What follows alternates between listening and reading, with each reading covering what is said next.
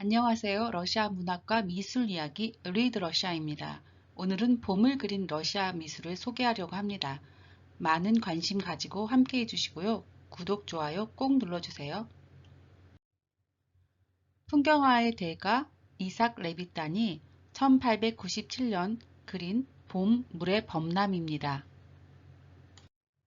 러시아의 국민 시인이자 대시인으로 불리는 푸시킨은 예브게니 아네긴에서 봄을 이렇게 노래했습니다. 봄의 햇살에 쫓긴 눈이 벌써 사방의 언덕에서 흙탕물 시내가 되어 홍수가 난 들판으로 달려온다. 자연은 잔잔한 미소를 띠고 잠에서 막 깨어 한 해의 아침을 맞는다.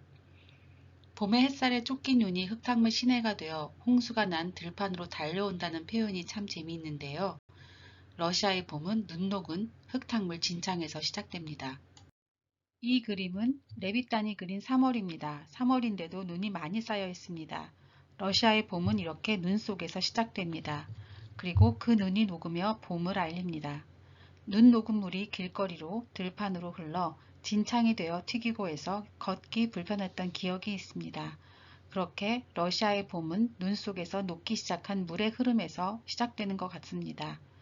두껍게 쌓였던 눈이 속부터 녹아내리며 풀썩 꺼지는 소리, 그 눈 녹은 물이 흐르는 소리, 언뜻 반가운 얼굴을 내미는 초록빛 잔디들, 솜털 박힌 연두빛 나무 쌍눈들, 수개월 동안 죽은 듯 눈 속에 파묻혀 있던 대지는 깨어나고 나무들은 가벼운 숨을 토해냅니다. 봄은 자연이 만들어내는 경이의 순간이고 기적입니다.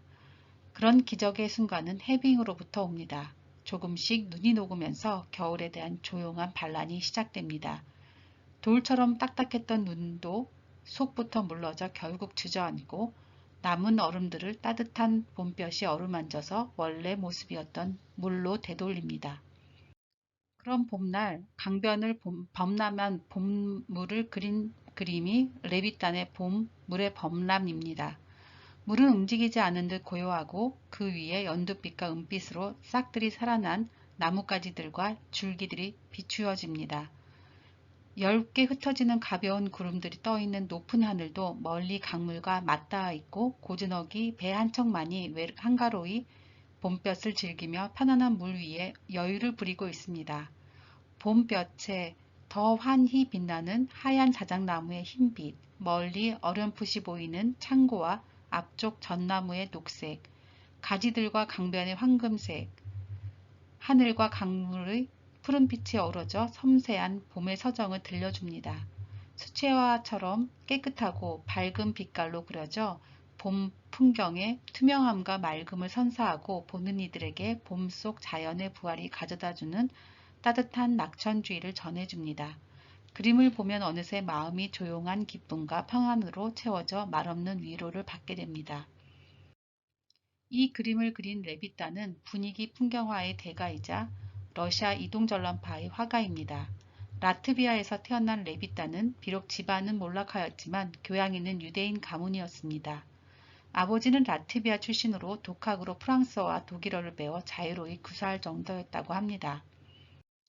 1873년 13세의 나이로 모스크바 회화 조각 건축학교에 입학하였으며 당대 최고의 화가였던 베로프, 사브라소프, 플레노프 등에게서 사사받았습니다.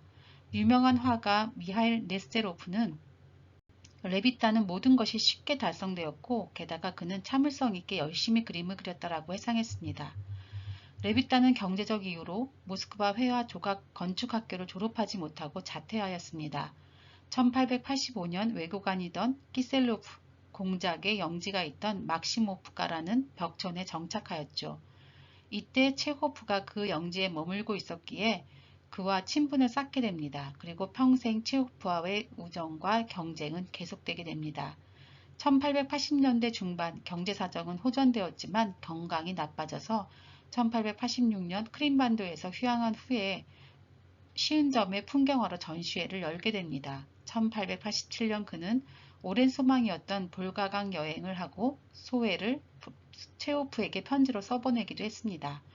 그러나 체호프가 단편 메뚜기에서 레비탄과 그 여자자 소피아 kup시니코바와 그녀의 남편 의사 드미트리 kup시니코프의 관계를 소재로 하였기 때문에 체호프와 레비탄의 관계는 소원해지기도 했습니다. 그러나 1900년 5월 레비탄이 중병을 앓고 있자 체호프가 그를 방문하면서 화해하게 되었죠. 레비탄은 7월 22일 40여 점의 미완성 그림들과 300여 점의 스케치를 남긴 채 사망하였습니다. 그리고 오래된 유대인 공동묘지에 묻혔습니다. 대표작으로는 블라디미르 데로와 영원한 안식 위에서 연못가 등이 있습니다. 풍경화의 대가였던 레비탄은 이렇게 눈 녹은 물로 범람한 봄을 그렸습니다. 가장 러시아다운 봄 풍경이라고 할 수 있죠. 해빙은 얼음이 녹는다는 뜻으로 봄을 대표하는 말입니다. 그런데 러시아 역사에서 특별한 의미를 가지기도 합니다. 1953년 스탈린 사후에 구소련 사회에 불어닥친 민주화 경향을 일컫는 말이었기 때문이죠. 1956년 제20차 소련 공산당 정단대회에서 니키타 후르쇼프가 스탈린의 개인 숭배를 비판하는 연설을 하고 소련의 대외 정책으로 자본주의 사회와 평화적 공존 노선을 선언하였습니다. 수청되었던 사람들이 복권이 이루어졌고 정치 사회 생활의 민주화, 창작 활동의 자유, 언론의 자유 등이 어느 정도 보장되었습니다. 그래서 해빙기란 스탈린 사후 1950년대 말부터 후르쇼프가 실각하는 1960년대 초까지를 이르는 말이 되었습니다. 시대를 나타내는 해빙기란 말은 1954년 스나미아 깃발지 5월호에 발표된 에렌부르크의 소설 제목 오제벨 해빙에서 유래되었다는 것이 일반적인 설입니다. 해빙 무드를 이끌었던 후르쇼프도 회상에서 그 어떤 해빙이라는 개념은 이 사기꾼 에렌부르크가 약삭빠르게 던져놓은 것이었다라고 말하면서 에렌부르크에 의해 그 용어가 사용되기 시작하였다는 것을 인정했습니다. 아이러니한 것은 해빙의 시작을 알린 에렌부르크가 스탈린이 죽기 얼마 전인 1953년 1월에 스탈린이 직접 수여한 스탈린상을 받았다는 사실입니다. 그래서 후르쇼프가 에렌부르크를 사기꾼이라고 비하해서 말했는지도 모르겠습니다.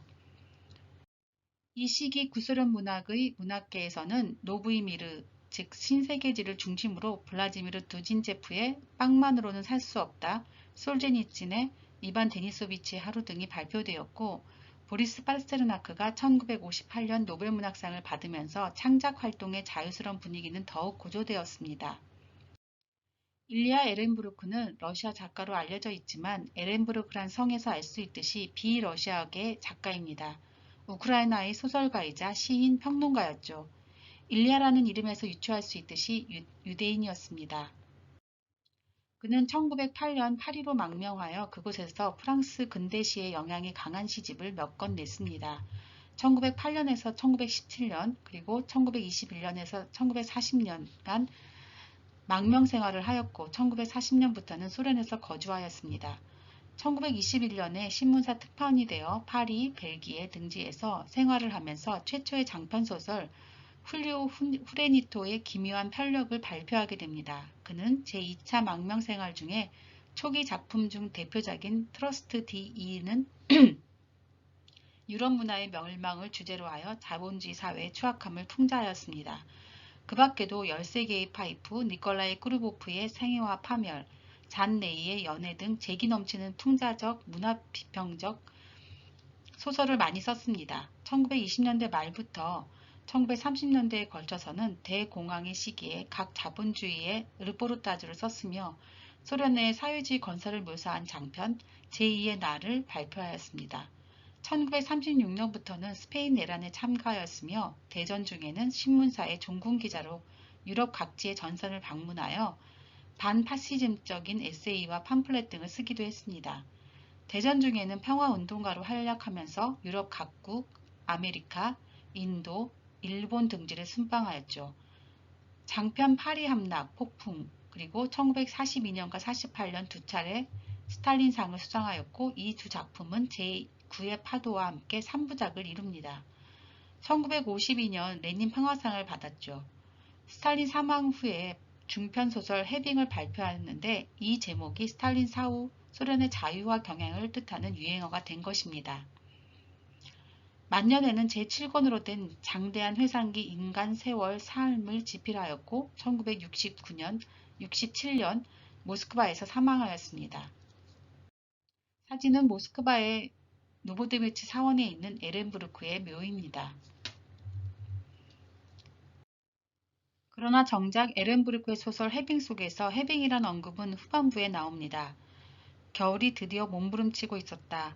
포도에 쌓인 눈이 녹아서 흐르는 소리. 이제 해빙이 시작되었어. 라는 표현에서입니다. 작가는 이 작품에서 구소련의 사회주의 리얼리즘이 요구했던 당파성, 전형성, 계급성, 시대적 방향 등의 도구마를 탈피하여 인간의 내면 세계와 사생활에 초점을 맞추었죠. 사회주의적 관료주의 인간형으로 볼 수 있는 쥬라브로프와 그의 아내 레나를 사랑하는 꼬르체예프, 현실주의자 소냐와 낭만주의 사부친코, 전도양양한 젊은 화가 볼로자와 예인 따네치카, 가난한 천재화가 사브로프와 절름발이 아내 글리샤, 가족을 벨기에로 보낸 기사주임 소콜롭스키와 여의사 베라 등 전후 소련 사회의 다양한 인간상들이 등장합니다.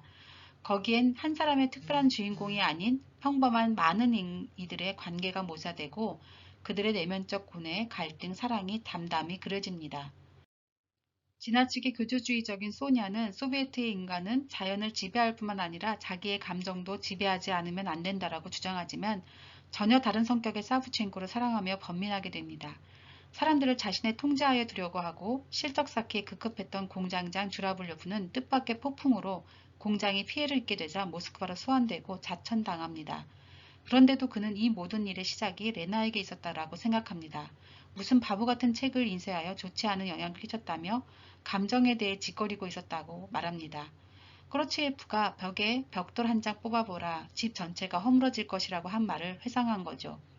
작품은 결국 레나와 이혼한 주라블로프의 몰락, 사부첸코를 사랑하지만 사회주의적 이성과의 갈등으로 먼 지방 뺀자로 떠나는 소냐, 긍정적 인물로 묘사되는 서콜롭스키와 베라의 긍정적 러브라인, 꼬르체프에 대한 자신의 감정을 속인 채 사랑하지도 존경하지도 않는 남편과 살 수 없어서 이혼을 결심한 레나, 그리고 레나와 꼬르체프의 재회로 결말을 맺습니다. 독재 정권의 특징은 인간의 정치, 경제, 사회뿐만 아니라 감정까지도 지배하고 통제하려 한다는 것입니다. 에렌부르크의 소설은 이전의 역사적 전형적 공산주의적 인간과는 다른 감정과 고뇌와 사생활을 가진 인간들을 보여주었습니다. 그런 면에서 에렌부르크의 해빙이라는 소설 제목이 스탈린 시대의 종말을 상징하게 된 것도 자연스러운 일일 것입니다. 소설 속에서 화가 볼로자는 봄이 왔다는 것을 기뻐해 보기는 처음이라며 어렸을 때 웅덩이에 얼음을 깨는 것이 아주 좋았어. 한 번은 무릎까지 물에 빠져서 집에 들어와 혼난 적이 있었어라며 따니치카에게 고백하죠. 얼음이 덮인 큰 웅덩이로 뛰어가 두 발로 얼음을 밟아 깨뜨린다는 표현이 나옵니다. 아무리 스탈린이 철통같이 인간을 통제하려 했더라도 사람들의 모든 욕구를 강제할 수는 없었듯이 얼음이 아무리 단단하고 눈이 두껍게 쌓였다 할지라도 미약해 보이는 봄볕에 녹아들게 마련입니다. 그리고 어느새 봄물은 강에 흘러들어 주위에 넘치고 얼음은 굳이 깨뜨리지 않아도 녹아서 사방을 품었다가 또 은근히 물러납니다. 레빗단의 봄에서도 강변을 품고 대지를 흐르는 눈 녹은 봄물들이 잔잔한 봄볕에 호응하며 겨울 눈 속에 갇혀 응어리졌던 더러운 것들을 조용히 씻어내고 있습니다. 이제는 꽃봉오리들을 터뜨리고 풀을 되살리고 연두빛 나무들로 치장한 어머니 돼지가 계절의 여왕님을 아련할 차례입니다.